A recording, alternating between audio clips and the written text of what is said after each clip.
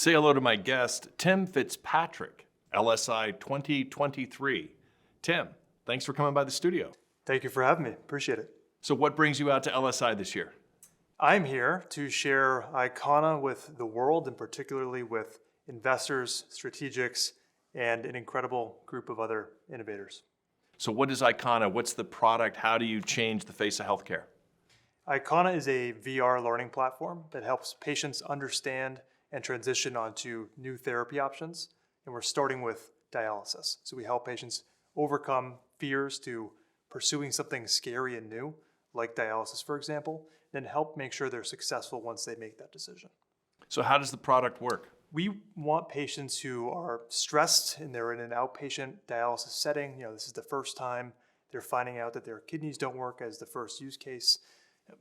We want them to feel safe. We want them to feel like they're in an environment where they can learn. So when we put a VR headset on those patients and we work with clinical teams who are looking for ways to educate and engage their patients because they're low staffed and busy, we want to put a headset on, have a patient be able to spend 5 or 10 minutes understanding that this is what they can do, show them a story, make them feel like they can do this, build confidence. Let them walk a mile in their future self's shoes.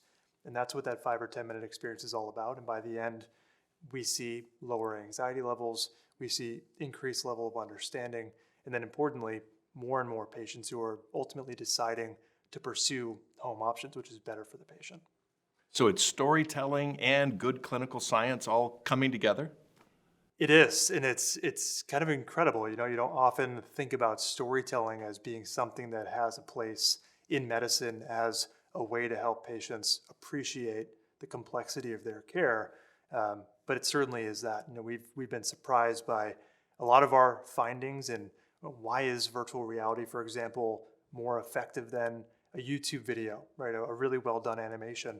It comes down to the neuroscience, and what's taken our team so long to understand is why is VR as a delivery mechanism for experiences? People have called it an empathy machine. I think that's for good reason.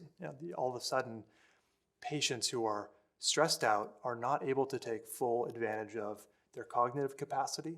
And when you put them in a safe environment, we see that level comes down. And now all of a sudden they're open to new experiences. Maybe they've been on that treatment for years, and suddenly they're open to trying something new. And these patients are in a tough circumstance. This is a life-saving, life-sustaining treatment that they're on.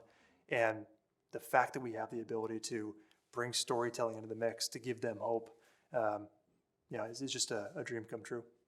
How did your team come together? Well, myself, I'm CEO, and I was a patient. So I was in the military for 7 years. I spent my last 2 years in the service in the hospital, and 18 of those months was surgeries, wound care, isolation, and complete pain. So my understanding of the patient journey is clear, and thankfully I healed. I got out. I was able to get my health back. And when I moved to New York to get out of the service and start my new life, I met 2 physicians, and one of them had been a VR filmmaker, a virtual reality filmmaker, prior to med school. And what they had been working on while I was a patient is this proof of concept around using VR to help patients who are going through surgery understand a day in the life of surgery. And they were curious how that might impact anxiety, overall experience. So when we met and I saw the proof of concept that they had studied at Dartmouth, it all came together. First of all, it struck a chord with me, and I was covering emerging tech and technologies at a bank as my next job, and I knew it was something I had to work on. So we decided to launch the company in late 2016. Tim, what branch were you in? I was in the Navy, so not too far from here for a bit in San Diego, and over on the East Coast and stationed down in Florida, my last duty station. What did you do? I started out going through special warfare community. That was my first injury, hurt my shoulders, then went through aviation, learned to fly, then hurt my back. That's when I needed all the additional surgery. So did quite a bit, a lot of training. I spent a lot of time in training pipelines. Well, Tim, congratulations. Getting picked for buds and aviation, you're like a wunderkind. Thank you for your service. I appreciate that. Thank you. And I think it's fascinating how, like so many entrepreneurs inside of healthcare, you're here because your own story plays right into it. What difference do you think this kind of treatment would have had on you when you were a patient? I think that question is kind of what keeps me going, right? I think this journey is incredibly hard, and one of the reasons that I'm here is because so many other founders are also here, and they've gone through and they understand, and many of them are at further stages than I am. So to hear their stories of resilience is great, but every single day, before I fall asleep, when I wake up in the morning, the chance to work on IKONA is a true privilege, is an honor. Having my health is great. But the first thing I think about, and when I saw that VR module for the first time, was this would have set the stage for me to know what's next. Most patients, they ask that question when something bad happens, when something's not quite right, when they're given a menu of options or a stack of PDFs to say, hey, here's what to expect in your care journey. Their next question is, how am I supposed to understand this, and how am I going to get through this? So to give them a chance to say, I can do this, and here's what it might look like. And now I have demystified the scary part of what could happen next. And I feel like I have the knowledge, the confidence, and the skills to pursue this successfully. That's what matters to me at the end of the day. Can you, do you have public information that you can share about the results that you've had or the number of patients that have gone through your VR therapy? We do. So we've been lucky enough to get non-dilutive funding from the National Science Foundation to start conducting that early body of evidence. But we also just announced a partnership with Fresenius, who's the largest dialysis company in the space in the world and in the United States. Really exciting. Because of our success together in serving patients, we're lucky enough to have just received a grant as part of COVID CARES Act funding to expand access to care in rural Mississippi. So rural communities where COVID had a disproportionate impact, where patients don't typically have access to home therapies. That's an area where, because we've seen an average 41% reduction in anxiety, because we've seen increases of 51% in knowledge following a VR experience, we know that we're going to be able to increase the rate of patients choosing home meaningfully in an area of the country that's typically underserved and doesn't have the staffing, the tools, the resources to be able to give patients a second chance.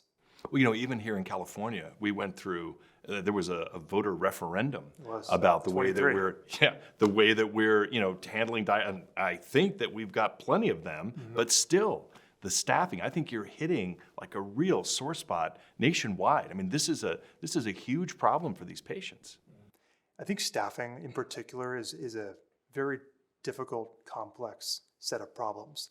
And solving staffing requires policy decisions. It requires very large organizations to rethink the difference between employment and contract workers and the level of skill and certification for certain positions on the care team. Where we see an opportunity is so many devices and people upskilling, future of work, new machines hitting the market, a lot of great companies who are here at LSI this week. There's going to be a learning curve no matter how or when a patient decides to go home, if that is the right decision, or a transplantation, or say it's a diabetes medication. There's going to be a time period where that patient's transitioning into something very difficult and challenging, and behavior modification is at stake, and ensuring that medication adherence in the example of transplantation. These are very, very tough things to solve. And a lot of what we're going to see in the future is that care happening at home. Well, staffing, to your point, we can't possibly put enough staff, well-trained staff in everyone's homes who wants to receive care at home.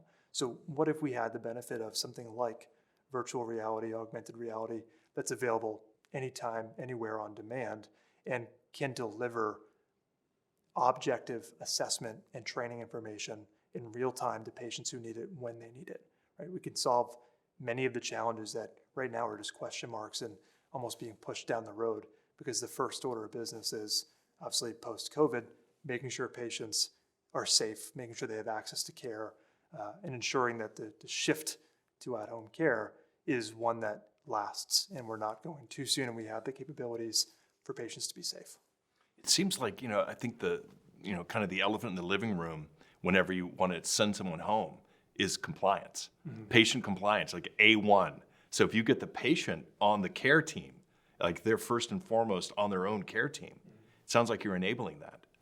It feels that way. And we know how many unpaid caregivers there are in the world. We know how important the caregiver role, the care partner role, though not necessary, plays an absolutely vital role in something like home dialysis, right? If you can increase the rate of transplantation, decrease mortality, increase quality of life for patients who are pursuing those home therapies, what better way than engaging the entire family, engaging the entire care partner ecosystem, so that it's not just the first piece of the equation of, hey, this is an option for you to pursue, but they can learn faster, learn more completely, know that they're going to be okay when something bad happens, because things do go wrong at home. And what happens today is those patients are ending up in the hospital. They're ending up surprised because they're not adequately prepared to remain adherent or to know what to do with the device or how to take the medication. I think we have a real opportunity to give confidence to those care partners who are caring for spouses, for their elderly parents, and for loved ones who, are otherwise feel like they're on their own at home. Well, I'm really excited to see the results of your work for rural Mississippi. I think one of the veils that dropped during COVID was these vast underserved communities. And it sounds like VR combined with this education and reducing anxiety, maybe that's going to be one of the keys to unlock, rural health in the United States. We feel like it is, and we think with the right partners, both our existing commercial partners, but also the people we're meeting here, strategics, innovators, investors, they're the ones who are going to allow this to happen, enable this to happen, right? Companies like ours have great ideas. We have initial traction. We have shown that it works.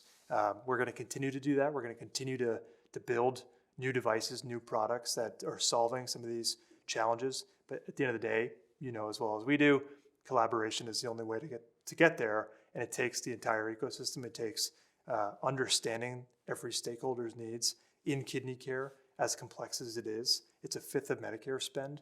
We know we have a lot of work to do to get that number down. But we couldn't be more excited. We think it's absolutely one of the fundamental needs as we think about the future of care in the United States. Well, I know for myself, as I kind of get into like my fourth decade of my professional life, I look back on my time in the Navy, and it's like the teamwork that I want to see in healthcare is the same team that I saw in the fleet. So I hope that you're going to bring the teamwork from Buds, SEALs, and then everything you saw in aviation. I think it's very hilarious. People watch Top Gun Maverick. It's like, yeah, the guy in the plane is like tip of the spear. There's an army, there's a crew of people that are behind them that get them into that cockpit every single time. That's why I love the opening sequence of Top Gun. It's like you actually see how many people, there's a lot of asses on that deck to make sure that one aircraft gets off, gets fueled, the whole thing. So I hope you bring that to that's what we need in healthcare. I can't appreciate you more for sharing that. I mean, I'd be lying if I said that first movie wasn't the reason I joined. My dream was to fly an F-14. They retired it the year before I got in. So yeah, I'm with you. That opening scene has defined a large portion of my life. Yeah. Tim, thanks for coming by the studio. Thank you for having me. It was a pleasure. Tim Fitzpatrick, take one, marker.